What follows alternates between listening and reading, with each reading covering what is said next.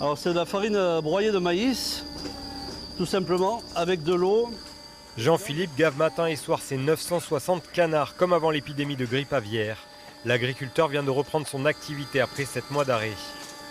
Il était temps de reprendre parce que avoir une exploitation sans aucun revenu, ça commence à faire long.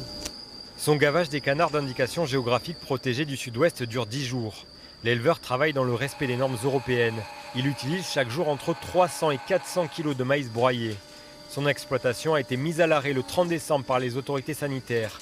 Jean-Philippe n'a depuis reçu aucune aide. Aujourd'hui, il y a quand même des gens qui attendent après nous pour être payés. Parce que nous aussi, on a des fournisseurs à payer. Comme tout le monde, on a des factures à payer, les assurances, tout ce qui s'ensuit. Donc là, aujourd'hui, ça commence à tirer sur la corde raide et il faut faire avec. Le Béarnais élève des canards depuis 2016. Il a connu 3 grippes aviaires. Depuis la dernière, son protocole sanitaire reste le même.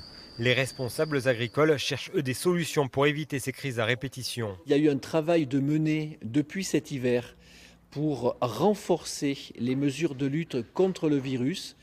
Le ministre a d'ailleurs dévoilé sa feuille de route le 9 juillet pour que l'on puisse espérer la création d'un vaccin qui permettrait d'éviter l'abattage total et effectivement le confinement. Le canard gras fait vivre une centaine de familles dans les Pyrénées-Atlantiques. 5 millions de canards y sont produits chaque année.